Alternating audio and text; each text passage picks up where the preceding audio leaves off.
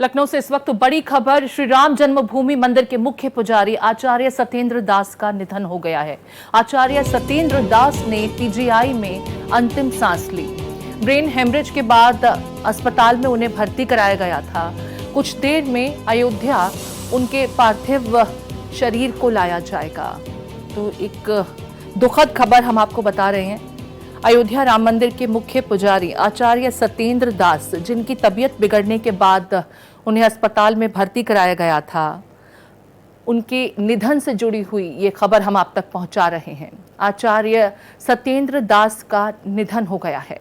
श्री राम जन्मभूमि मंदिर के मुख्य पुजारी थे आचार्य सत्येंद्र दास। पीजीआई में उन्होंने अंतिम सांस ली। ब्रेन हेमरेज के बाद अस्पताल में उनका इलाज चल रहा था। कुछ ही देर बाद उनके पार्थिव शरीर को अयोध्या लाया जाएगा। लखनऊ से ये बड़ी खबर हम आप तक पहुंचा रहे हैं, जहां पीजीआई में अंतिम सांस ली आचार्य सत्येंद्र दास ने। ब्रेन हेमरेज के बाद उन्हें अस्पताल में भर्ती कराया गया था। श्री राम जन्मभूमि मंदिर के मुख्य पुजारी थे आचार्य सत्येंद्र दास। मनमीत मेरे सहयोगी मेरे साथ जुड़ गए। मनमीत, क्या कुछ जानकारी आचार्य सत्येंद्र दास की निधन से जुड़ी हुई? ब्रेन हेमरेज के बाद पीजीआई लखनऊ में उनका इलाज चल रहा था। ये बेहद दुखद भरी खबर है। श्री राम जन्मभूमि के मुख्य पुजारी आचार्य सत्येंद्र दास का निधन हुआ है।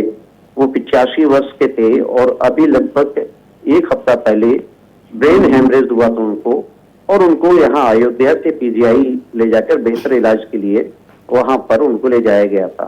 लेकिन आज सुबह, क्योंकि माघ पूर्णिमा है, आज के दिन जो है उनका सुबह लगभग 7:15 के करीब जो है निधन हुआ है और उन्होंने पीजीआई में अंतिम सांस ली है। आचार्य सत्येंद्र दास जी 1992 से भगवान श्री राम के मुख्य पुजारी के रूप में रहे हैं जी। और अनवरत वो लगातार रामलला की सेवा करते रहे हैं। तो आचार्य सत्येंद्र दास जी की निधन हुआ है, बेहद दुखद है ये। और श्री राम जन्मभूमि पीछे ट्रस्ट की तरफ से भी जो चंपत रहे हैं महामंत्री ट्रस्टी डॉक्टर अनिल मिश्र ने भी श्रद्धांजलि दी है, गहरा शोक व्यक्त किया है। और इस समय अयोध्या में संतों के अंदर निधन पर, आचार्य सत्येंद्र दास के निधन पर गहरा शोक है। आपने जैसा कि मनमीत बताया, 1992 से ही रामलला की सेवा में लीन रहे आचार्य सत्येंद्र दास। 1992 में बाबरी विध्वंस के बाद उन्होंने राम मंदिर में पुजारी के तौर पर पूजा शुरू की थी और तब से ही, जब से उन्होंने रामलला की पूजा की, उसके बाद से ही अनवरत ये सिलसिला लगातार बना रहा। राम मंदिर के निर्माण के बाद वो वाकई बड़े प्रसन्नचित्त रहे और जिस तरीके से अब उनके निधन से जुड़ी हुई खबर आई है, वाकई किसी के लिए भी सहज नहीं होगा। और जैसा कि आप कह रहे हैं कि संत समाज में भी शोक की लहर दौड़ गई है। कब तक उनका पार्थिव शरीर लखनऊ से अयोध्या लाया जाएगा?